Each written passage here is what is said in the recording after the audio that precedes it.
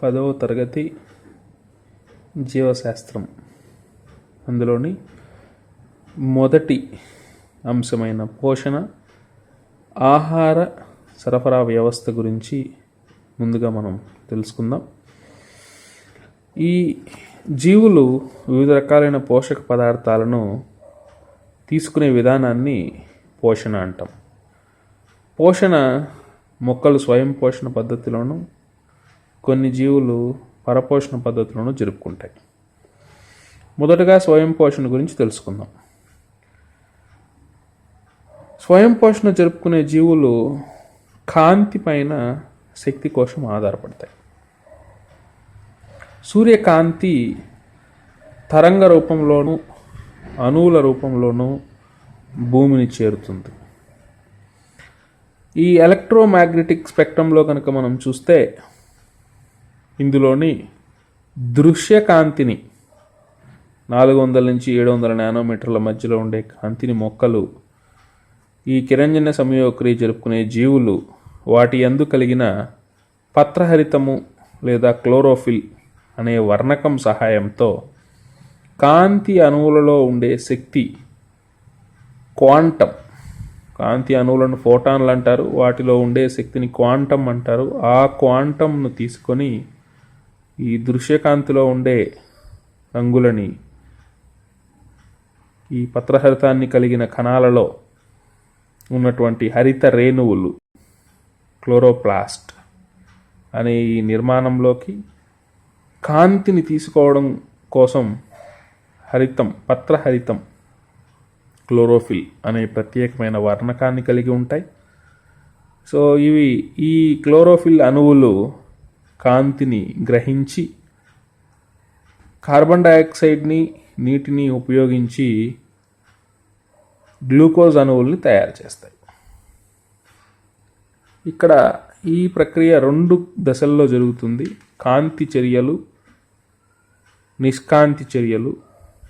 కాంతి పైన ఆధారపడి జరిగే చర్యలు, కాంతి సమక్షంలో జరిగే చర్యలు, కాంతి లేకపోయినప్పటికీ జరిగే చర్యలు. సో ఇప్పుడు మనం థైలకాయిడ్ త్వచాన్ని, హరితరేణులో ఉన్నటువంటి థైలకాయిడ్ త్వచాన్ని చూస్తున్నాం. ఈ థైలకాయిడ్ త్వచం ఆకుపచ్చని రంగులో ఉండి పత్రహరితాన్ని కలిగి ఉంటుంది. ఈ పత్రహరితంలో లైట్ హార్వెస్టింగ్ సెంటర్, కాంతిని గ్రహించే కేంద్రాలు ఉంటాయి. ఈ కేంద్రాలు సూర్యుని కాంతిని తీసుకొని ఈ లైట్ హార్వెస్టింగ్ సెంటర్లలో ఉండే హరిత రేణువులు ఉద్రేకం చెంది ఎగ్జైట్ అయి అందులో ఉన్నటువంటి ఎలక్ట్రాన్లను కోల్పోతాయి. సో ఆ ఎలక్ట్రాన్ రవాణా వ్యవస్థ ద్వారా రవాణా చెందుతాయి. సో ఈ విధంగా ప్రతి లైట్ హార్వెస్టింగ్ సిస్టంలో కూడా చాలా హరితరేణు అణువులు ఉంటాయి. ఈ హరితరేణు అణువులు కోల్పోయిన ఎలక్ట్రాన్లను తిరిగి నీటి అణువుల నుండి పొందుతాయి.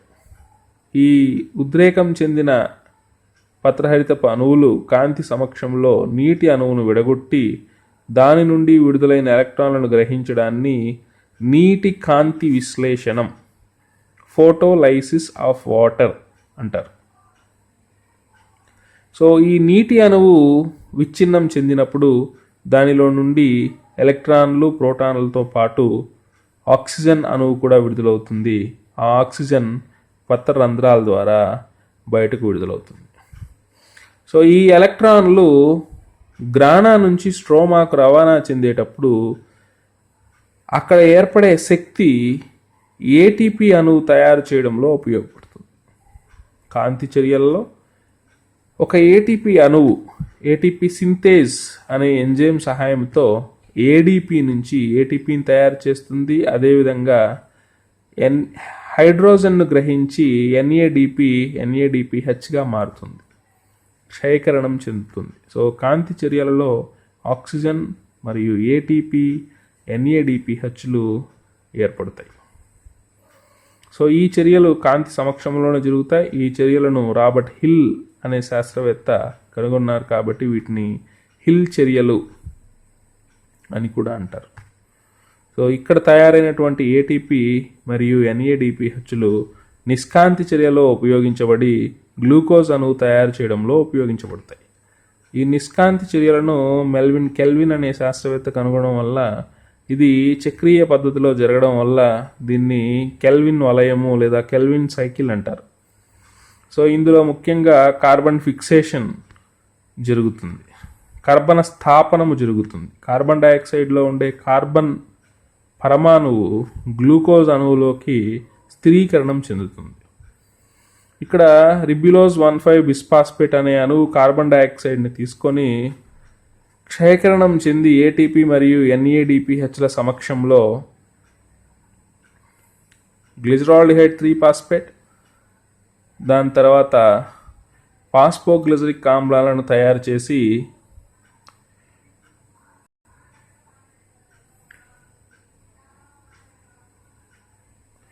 ఈ ఫాస్ఫోగ్లిజరిక్ ఆమ్లంలో నుండి గ్లూకోజ్, 2 ఫాస్ఫోగ్లిజరిక్ ఆమ్లంల నుంచి ఒక గ్లూకోజ్ అణువు ఏర్పడుతుంది. మిగిలిన గ్లిజరాల్డిహైడ్ 3-ఫాస్ఫేట్లు రిబ్యులోజ్ 1,5 బిస్ఫాస్ఫేట్ని తిరిగి తయారు చేయడానికి ఉపయోగపడతాయి. Regeneration of RuBP. సో ఇది వలయ పద్ధతిలో జరుగుతూ ఉంటుంది. 6 సార్లు వలయం కనుక జరిగితే ఒక గ్లూకోజ్ అణువు తయారవుతుంది. ఈ గ్లూకోజ్ అణువు పొలిమరీకరణం చెంది ఒక స్టార్చ్ అణువుగా ఏర్పడుతుంది. ఒక గ్లూకోజ్ ఫ్రక్టోజ్తో కలిస్తే సుక్రోజ్ అణువు ఏర్పడుతుంది, లేదా సుక్రోజ్ని డైసాక్రైడ్ అంటాం. ఇలా కాకుండా అనేక గ్లూకోజ్ అణువులు కలిసి ఒక పెద్ద గొలుసులాగా ఏర్పడితే దానిని పాలిమరీకరణం అంటారు. ఈ పద్ధతిలో స్టార్చ్ లేదా సెల్యులోస్ లాంటి పాలీసాకరైడ్లు బృహదణువులు ఏర్పడతాయి. ఈ విధంగా పత్రహరితాన్ని కలిగిన జీవులు కిరణజన్య సంయోగక్రియను జరుపుకుంటాయి. సూర్యునిలో ఉన్న శక్తిని, నీటిని తీసుకొని పత్రరంధ్రాల ద్వారా కార్బన్ డైఆక్సైడ్ని గ్రహించి గ్లూకోజ్ లేదా స్టార్చ్ అనే పిండి పదార్థాన్ని తయారు చేసుకుంటాయి. ఈ ప్రక్రియలో ఆక్సిజన్ ఉప ఉత్పన్నంగా బై ప్రోడక్ట్గా రిలీజ్ అవుతుంది. సో ఈ కిరణజన్య సంయోగక్రియ అనే ప్రక్రియ అన్ని జీవులకు ముఖ్యమైనది. జీవులన్నిటికీ ఆహారాన్ని మరియు ఆక్సిజన్ని విడుదల చేస్తుంది. కిరణజన్య సంయోగక్రియకు ఇక్కడ కిరణజన్య సంయోగక్రియలో ఆకులలో పిండి పదార్థం తయారవుతుందని నిరూపించడానికి ప్రయోగం. సో ఆకుని మిథైలేటెడ్ స్పిరిట్లో వేడి చేసిన తర్వాత దానికి అయోడిన్ కనుక కలిపిన తర్వాత స్టార్చ్ కనుక ఉంటే అది ముదురు నీలం రంగులోకి మారుతుంది. ఈ మొట్టమొదటిసారిగా ఈ కిరణజన్య సంయోగక్రియకు సంబంధించిన సమీకరణాన్ని వాన్ నీల్ అనే శాస్త్రవేత్త బ్యాక్టీరియాలపైన పరిశోధనలు చేసి ఈ సమీకరణాన్ని ప్రతిపాదించారు. అదేవిధంగా జోసెఫ్ ప్రిస్ట్లే అనే శాస్త్రవేత్త ఒక ప్రయోగాన్ని నిర్వహించి ఆ ప్రయోగం ద్వారా జీవులు ఆక్సిజన్ విడుదల చేస్తాయని తెలిపారు. ఇక్కడ కిరణజన్య సంయోగక్రియలో కార్బన్ డైఆక్సైడ్ అవసరమని నిరూపించడానికి మనం అర్ధపత్ర ప్రయోగాన్ని చూస్తున్నాం.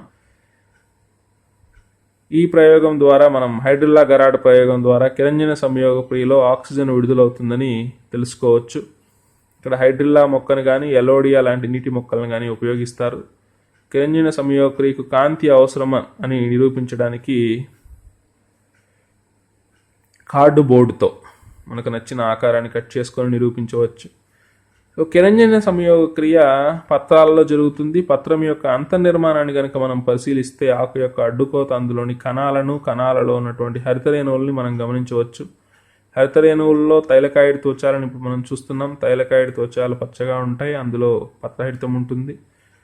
సో ఆకు అడ్డుకోతలో పై బాహ్య చర్మము, కింది బాహ్య చర్మము, అవభాసిని, స్పంజి కణజాలాలు, స్తంభ కణజాలాలు, హరితరేణువులు. హరితరేణువు యొక్క అంతర్నిర్మాణాన్ని పరిశీలిస్తే తైలకాయిడ్ త్వచాలు, స్ట్రోమా. గ్రాణాలో కాంతి చర్యలు జరుగుతాయి, నిష్కాంతి చర్యలు స్ట్రోమాలో జరుగుతాయి. సో ఇక్కడ మనం కాంతి చర్యలని, నిష్కాంతి చర్యలని చూడవచ్చు. కాంతి చర్యల్లో ఏటీపీ, ఎన్ఏడిపిహెచ్లు ఏర్పడతాయి. ఈ ఏటీపీ, ఎన్ఏడిపిహెచ్లు నిష్కాంతి చర్యలో వినియోగించబడి గ్లూకోజ్ని తయారు చేస్తాయి. సో ఈ విధంగా స్వయం పోషకాల కిరణజన్య సంయోగక్రియ జరుపుకొని ఆహారాన్ని 2 దశల్లో తయారు చేసుకుంటాయి. ప్రధానంగా ఉండే 2 దశలు light dependent reactions and light independent reactions, కాంతి చర్యలు మరియు నిష్కాంతి చర్యలు.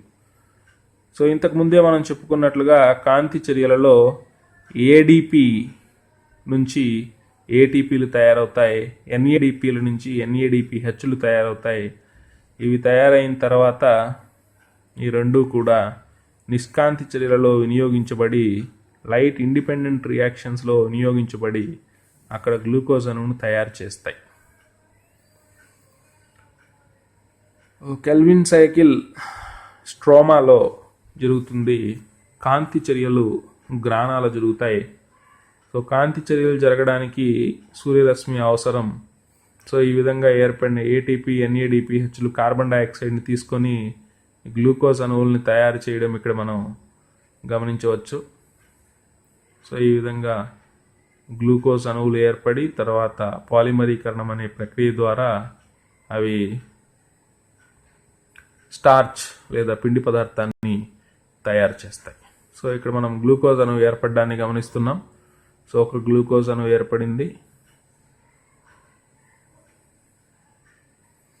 ఇలా చాలా గ్లూకోజ్ అణువులు కలిసి ఒక గొలుసులాగా ఏర్పడి దాన్ని పాలిమరీకరణం అంటాం. ఈ కిరణజన్య సంయోగ క్రియ మనందరికీ తెలిసినట్లుగానే శాకాహార జీవులన్నీ మొక్కలపైన వాటిపైన ఈ కిరణజన్య సంయోగ క్రియే అన్ని జీవులకి, సృష్టిలో ఉన్న జీవులకి ఆహారాన్ని అందిస్తున్నాయి. ఇప్పుడు మనం పరపోషకాలని గమనిస్తే పూతికాహారులు, పరాన్న జీవులు, కొన్ని ఏకకణ జీవులు, అమీబా, యూగ్లీనా ఏ విధంగా పారామీషియం ఆహారాన్ని సేకరిస్తాయో మనం గమనించవచ్చు.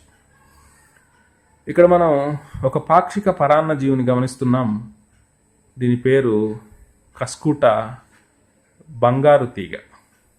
సో ఆ బంగారు తీగ యొక్క విత్తనాలు ఏ విధంగా మొలకెత్తి అది అతిదేయి మొక్కని ఆధారంగా చేసుకొని ఏ విధంగా అతిదేయిని చుట్టుకుంటున్నాయో మనం ఇక్కడ గమనించవచ్చు. సో ఇక్కడ టమోటా మొక్క అతిదేయిగా ఉంది. సో ఆ టమోటా మొక్క కాండాన్ని ఆధారంగా చేసుకొని ఈ కస్కుట లేదా బంగారు తీగ, సో ఇది బంగారు వర్ణంలో ఉంటుంది, అందుకే దీన్ని బంగారు తీగ అంటారు.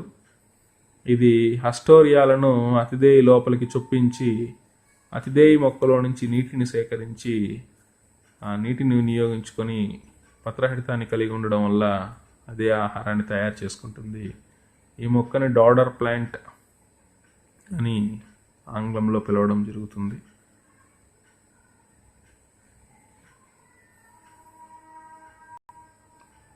సో ఇది మనం మొక్కలలో ఉండే పరాన్న జీవికి ఒక ఉదాహరణగా చెప్పుకోవచ్చు. ఇలాంటి మొక్కలు చాలా ఉంటాయి. వేండా లాంటి మొక్కలు కూడా మనం పరాన్న జీవి మొక్కలుగా చెప్పుకోవచ్చు. ఇక్కడ మనం దీన్ని పాక్షిక పరాన్న జీవి మొక్కగా చెప్పుకోవచ్చు. ఇది పూర్తిగా మొక్క పైన వ్యాపిస్తుంది.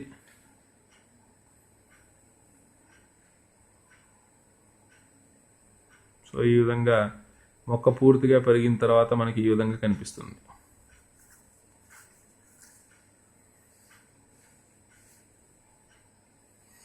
ఇక మానవుల్లో జీర్ణ వ్యవస్థకు వస్తే, మానవుల్లో పోషణ వివిధ రకాలైన ఆహార పదార్థాలను తీసుకొని పోషకాలను ఆహారం ద్వారా తీసుకొని జీర్ణ వ్యవస్థలో జీర్ణం చేసుకుంటారు. ఆ జీర్ణమైన తర్వాత పోషక పదార్థాలు రక్తంలోకి చేరి రక్తం నుంచి శరీరంలోని అన్ని భాగాలకు రవాణా చేయబడతాయి. సో ఆహారాన్ని మొదటగా మానవుడు ఆస్యకుహరంలోకి తీసుకుంటాడు నోటి ద్వారా. ఆస్యకుహరంలో నాలుక, దంతాలు, లాలాజల గ్రంథులు ఉంటాయి. సో అక్కడ ఆహారాన్ని బాగా నమిలిన తర్వాత గ్రసని, అక్కడ నుంచి ఆహార వాహికలోనికి ఆహారం ప్రవేశిస్తుంది. ఆహార వాహికలో ఆహారం పెరిస్టాలిటిక్ చలనం ద్వారా జీర్ణాశయంలోనికి ప్రవేశిస్తుంది. జీర్ణాశయంలో ఆహారం 3 నుంచి 4 గంటల పాటు నిల్వ చేయబడి భౌతికంగాను మరియు రసాయనికంగాను జీర్ణం చేయబడి ఖైమ్గా మారిన తర్వాత చిన్న పేగులోనికి మొదటి భాగమైన ఆశకుహరంలోనికి, అక్కడ నుంచి చిన్న పేగులోనికి, చిన్న పేగులో జీర్ణక్రియ పూర్తి చేసుకొని జీర్ణమైన ఆహార పదార్థాల శోషణ జరిగి తర్వాత పెద్ద పేగులోనికి ప్రయాణిస్తుంది. సో ఈ విధంగా చిన్న పేగులో ఉండే సూక్ష్మ చూషకాలలోకి ఉండే రక్తంలోనికి శోషణ జరుగుతుంది. ఆ తర్వాత పెద్ద పేగులోనికి చేరి పెద్ద పేగులో నుంచి శేషాంత్రికము, పురీషనాళము, పాయువు ద్వారా జీర్ణము కాని వ్యర్థ పదార్థాల విసర్జన జరుగుతుంది. ఇప్పుడు మనం ఇక్కడ ఒక వ్యక్తికి సర్జరీ చేస్తున్నప్పుడు నిజమైన ప్రేగులను ఇక్కడ మనం పరిశీలించడం జరుగుతుంది. పేగు యొక్క పరిమాణాన్ని మనం పరిశీలించవచ్చు. మానవుని జీర్ణ వ్యవస్థలో చిన్న పేగులు అతి పొడమైన భాగంగా మనం చెప్పుకోవచ్చు. ఇక్కడ ఈ చిన్న పేగులో ఉన్నటువంటి ఆస్కారిస్ లుంబ్రికాయిడిస్ని వాళ్ళు బయటకు తీస్తున్నారు. సో జీర్ణ వ్యవస్థ ఏ విధంగా పనిచేస్తుందో మనం ఇక్కడ పరిశీలించవచ్చు. ఏ భాగాలు జీర్ణ వ్యవస్థలో ఉన్నాయి? నోరు, ఆసికుహరము, గ్రసని, ఆహారవాహిక, జీర్ణాశయము, ఆసికుహరము. సో ఇక్కడ మనం ఫ్లో చార్ట్ని కనుక గమనిస్తే నోరు, ఆసికుహరము, గ్రసని, ఆహారవాహిక, జీర్ణాశయము. జీర్ణ వ్యవస్థలో ఉండే వివిధ రకాలైనటువంటి లాలాజ జీర్ణ గ్రంథులు మరియు అవి విడుదల చేసే జీర్ణ రసాలని మనం ఇక్కడ పరిశీలించవచ్చు. లాలాజల గ్రంథులు, క్లోమము, కాలేయము, ఆంత్ర గ్రంథులు. ఇక ముఖ్యమైన పోషక పదార్థాల్లో విటమిన్లను మనం చెప్పుకోవచ్చు. విటమిన్లను 2 రకాలుగా చెప్పవచ్చు. నీటిలో కరిగే విటమిన్లు మరియు క్రొవ్వుల్లో కరిగే విటమిన్లు. ఏ రెటినాల్, డి క్యాల్సిఫెరాల్, ఈ టోకోఫెరాల్, కే ఫైలోక్వినాన్. సో అవి ఏ ఆహార పదార్థాల్లో లభిస్తాయి? విటమిన్ ఏ లోపిస్తే జిరాఫ్థాల్మియా మరియు రేచీకటి అనే వ్యాధులు ముఖ్యంగా చెప్పుకోవచ్చు. క్యాల్సిఫెరాల్ లోపిస్తే రికెట్స్, టోకోఫెరాల్ లోపిస్తే వెందెత్వ సమస్యలు, విటమిన్ కే లోపిస్తే రక్తం గడ్డగట్టడం ఆలస్యం అవుతుంది. అదేవిధంగా నీటిలో కరిగే విటమిన్లను కనుక మనం పరిశీలిస్తే బి కాంప్లెక్స్ మరియు సి ముఖ్యమైన విటమిన్లుగా చెప్పుకోవచ్చు. B1ని థైమిన్ అంటాం, B2 riboflavin, B3 niacin, B6 pyridoxine, B5 pantothenic acid, B9 folic acid, B12 cyanocobalamin. So thiamine ముఖ్యంగా లోపిస్తే వచ్చే వ్యాధి బెరిబెరి. థైమిన్ పాలు, మాంసము, ఈస్ట్, గుడ్లు మొదలైన వాటిలో లభిస్తుంది. రిబోఫ్లేవిన్ ముఖ్యంగా ఆవు పాలలో లభిస్తుంది. రిబోఫ్లేవిన్ లోపిస్తే గ్లస్సైటిస్, గ్లస్సాలజీ అంటే నాలుకను గురించి అధ్యయనం చేసే శాస్త్రం, ఐటిస్ అంటే వాపు. అదేవిధంగా B3 తీసుకుంటే మనకు పెల్లాగ్రా. సో పెల్లాగ్రా నియాసిన్ లోపం వల్ల పెల్లాగ్రా అనే వ్యాధి వస్తుంది. B6 పిరిడాక్సిన్, దీని లోపం వల్ల అనీమియా, రక్తహీనత అనే వ్యాధి రావడం జరుగుతుంది. అదేవిధంగా B12 కనుక తీసుకుంటే మనం సైనోకోబాలమైన్, దీని లోపం వల్ల పెర్నీసియస్ అనీమియా, హానికర రక్తహీనత అనే వ్యాధి విటమిన్ లోపం వల్ల కలుగుతుంది. B9 ఫోలిక్ యాసిడ్, ఈ ఫోలిక్ యాసిడ్ లోపం వల్ల కూడా మానవుని శరీరంలో హిమోగ్లోబిన్ తయారవ్వదు, అందువల్ల అనీమియాకి గురవుతారు. B5 ప్యాంటోథెనిక్ యాసిడ్, ఇది ముఖ్యంగా అధికంగా చిలకడ దుంపల్లో ఉంటుంది. ఇది లోపించడం వల్ల పాదాల పగుళ్ళు, బర్నింగ్ ఫీట్ సిండ్రోమ్ అనే వ్యాధి వచ్చే అవకాశం అధికంగా ఉంటుంది. అదేవిధంగా మనం బయోటిన్ B7 కనుక తీసుకుంటే కండరాల అలసట, దీని లోపం వల్ల ముఖ్యంగా వచ్చేది. ఆస్కార్బిక్ యాసిడ్, విటమిన్ సిని కనుక మనం పరిశీలిస్తే స్కర్వీ అనే వ్యాధి విటమిన్ లోపం వల్ల వస్తుంది. చిగురు వాపు వ్యాధి అని దీన్ని తెలుగులో పిలవడం జరుగుతుంది. ఇక క్రొవ్వుల్లో కరిగే విటమిన్లలో విటమిన్ ఏ తీసుకుంటే కంటికి సంబంధించిన వ్యాధులు ముఖ్యంగా రేచీకటి మరియు జిరాఫ్థాల్మియా. జిరాఫ్థాల్మియా అంటే కంటిలో కన్నీరు సరిగా విడుదల కాకపోవడం. క్యాల్సిఫెరాల్ లోపం వల్ల, విటమిన్ డి లోపం వల్ల రికెట్స్, చిన్నపిల్లల్లో దొడ్డి కాళ్ళు మొదలైనవి కనిపిస్తాయి. టోకోఫెరాల్, విటమిన్ ఈ లోపం వల్ల వెందెత్వ సమస్యలు, పురుషుల్లో వెందెత్వం, స్త్రీలలో గర్భస్రావం జరిగే అవకాశం ఉంటుంది. విటమిన్ కే వల్ల రక్తం గడ్డగట్టడం ఆలస్యం అవుతుంది, delaying in clotting of blood. So phylloquinone వల్ల. ఇక ఒకసారి మనం తిరిగి ఈ పాఠాన్ని కనుక పరిశీలిస్తే కిరణజన్య సంయోగ క్రియ ద్వారా స్వయం పోషకాలు ఆహారాన్ని తయారు చేసుకుంటాయి. ఈ స్వయం పోషకాలు సూర్యకాంతిలో ఉండే దృగ్గోచర కాంతిని ఉపయోగించుకొని వాటిలో కణాలలో ఉండే హరితరేణువుల్లోని పత్రహితం సహాయంతో కాంతిని గ్రహించి ఆ కాంతి శక్తిని ఉపయోగించుకొని రసాయన శక్తిని తయారు చేసి ఏటీపీ మరియు NADPHలను కాంతి చర్యలలో తయారు చేసుకొని అక్కడ ఏర్పడిన ఏటీపీ NADPHలను ఉపయోగించుకొని నిష్కాంతి చర్యలలో గ్లూకోజ్ లేదా పిండి పదార్థాన్ని తయారు చేసుకొని మొక్కలు తన అవసరానికి ఉపయోగించుకొని ఆ పదార్థాలతో మిగిలిన మొక్కకు కావాల్సిన ఇతర పోషక పదార్థాలను తయారు చేసుకోవడం వల్ల ఈ మొక్కలను మనం స్వయం పోషకాలు అని చెప్తాం. సో థైలకాయిడ్ త్వచంలో ఆకుపచ్చగా ఉంటాయి. ఇవి లైట్ హార్వెస్టింగ్ సెంటర్లలో కాంతిని గ్రహించి కాంతి గ్రాహక కేంద్రాలు ఉంటాయి. అక్కడ దాదాపు 200 నుంచి 400 హరిత రేణువులు ఉంటాయి. ఈ హరిత రేణువులు కాంతిని గ్రహించి ఉద్రేకం చెంది ఎలక్ట్రాన్లను కోల్పోతాయి. ఆ విధంగా ఎలక్ట్రాన్లను కోల్పోయిన పత్రహరిత అణువులు కాంతి సమక్షంలో నీటి అణువును విచ్ఛేదనం చెందేటట్లుగా చేసి నీటి అణువు నుండి ఎలక్ట్రాన్లను గ్రహిస్తాయి. దీన్ని నీటి కాంతి విశ్లేషణ అంటారు.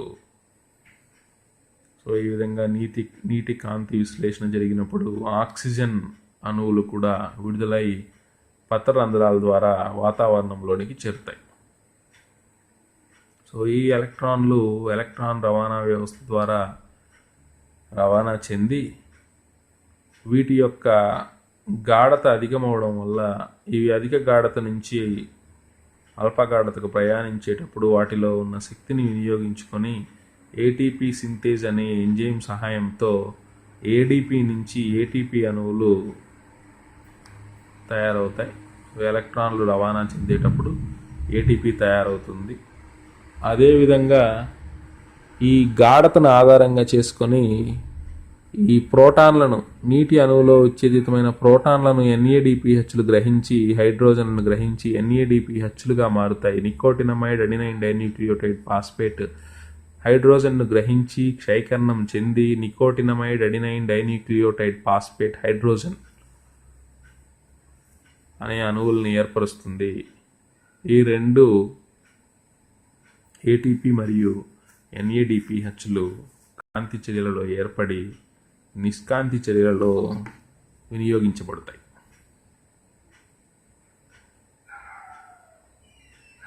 సో కాంతి చర్యలలో ఏర్పడే అంత్య ఉత్పన్నాలు ఏటీపీ, ఎన్ఏడిపిహెచ్ మరియు ఆక్సిజన్.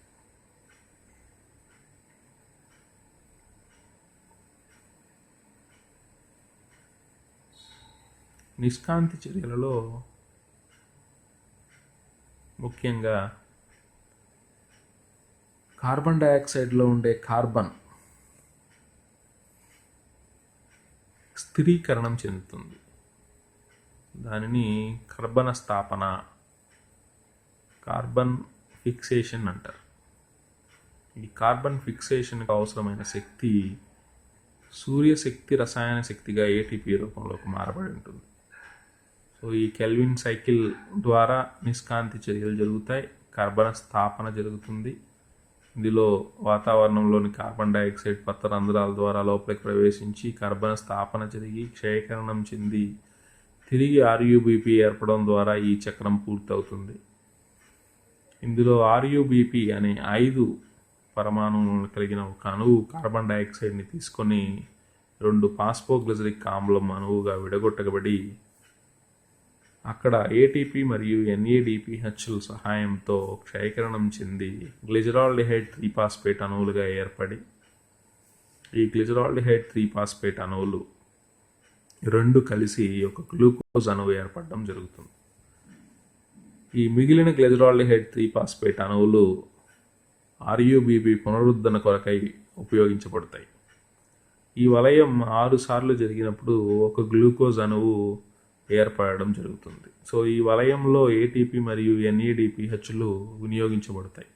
కాబట్టి ఈ వలయం జరగడానికి నేరుగా కాంతి అవసరం లేదు. కాబట్టి వీటిని లైట్ ఇండిపెండెంట్ రియాక్షన్స్ అంటారు. కాంతి ఉన్నా లేకపోయినా ఏటీపీ, ఎన్ఏడిపిహెచ్లు అందుబాటులో ఉన్నంత వరకు ఈ చర్యలు జరుగుతాయి.